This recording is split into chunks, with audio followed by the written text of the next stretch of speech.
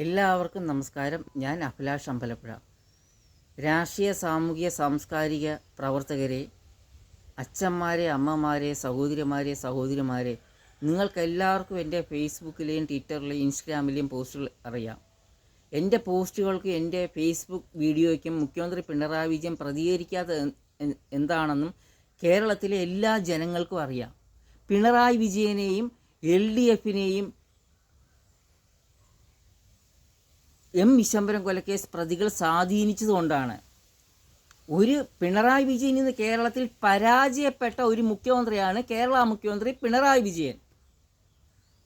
ആഭ്യന്തര വകുപ്പ് കൈകാര്യം ചെയ്യുന്നതിൽ പരാജയപ്പെട്ടു.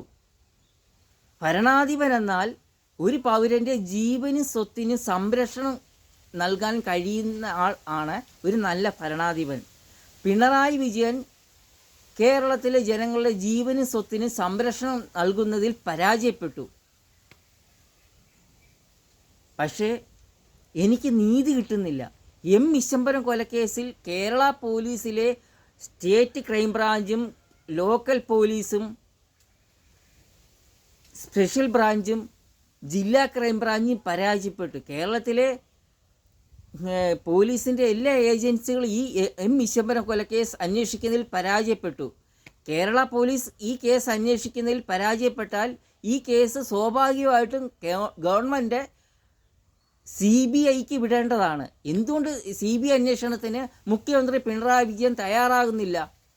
മുഖ്യമന്ത്രി പിണറായി വിജയന് വിശംബരം കൊലക്കേസ് പ്രതികൾ സ്വാധീനിച്ചതുകൊണ്ടാണ് മുഖ്യമന്ത്രി പിണറായി വിജയൻ CBI അന്വേഷണത്തിന് തയ്യാറാകാത്തതും. എൻ്റെ ഫേസ്ബുക്ക് വീഡിയോയ്ക്കും ഞാൻ കൊടുത്തിരിക്കുന്ന എൻ്റെ ഫേസ്ബുക്കിലെയും ട്വിറ്ററിലെയും ഇൻസ്റ്റാഗ്രാമിലെയും പോസ്റ്റുകൾക്കും പിണറായി വിജയൻ മറുപടി പറയാത്തത്. അത് കേരളത്തിലെ എല്ലാ ജനങ്ങൾക്കും അറിയാം. പിണറായി വിജയൻ കേരളത്തിൽ പരാജയപ്പെട്ട ഒരു മുഖ്യമന്ത്രിയാണ്. പിണറായി വിജയൻ ഭരിക്കുന്നതിൽ പരാജയപ്പെട്ട മുഖ്യമന്ത്രിയാണ്. ഒരു കഴിവില്ലാത്ത മുഖ്യമന്ത്രിയാണ് കേരളത്തിൽ ഇന്ന് പിണറായി വിജയൻ. ഒരു കഴിവില്ലാത്ത മുഖ്യമന്ത്രിയാണ് പിണറായി വിജയൻ. പിണറായി വിജയൻ ഒന്നുകിൽ ഞാൻ പറയുന്ന ഈ ഫേസ്ബുക്ക് വീഡിയോയ്ക്കും അല്ലെങ്കിൽ എൻ്റെ ഫേസ്ബുക്കിലെ പോസ്റ്റുകൾക്ക് മുഖ്യമന്ത്രി പിണറായി വിജയൻ ഒന്നുകിൽ എതിർത്ത് പറയണം, അല്ലെങ്കിൽ അനുകൂലിക്കണം.